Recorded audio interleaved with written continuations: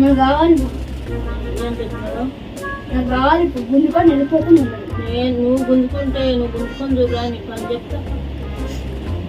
సరే, ఒక డిసిషన్ పెట్టుకున్నాం. ఏంటి? WWE ఛాంపియన్ పెట్టుకున్నాం. ఎవరు గెలిస్తే వాళ్ళకి ఫోన్.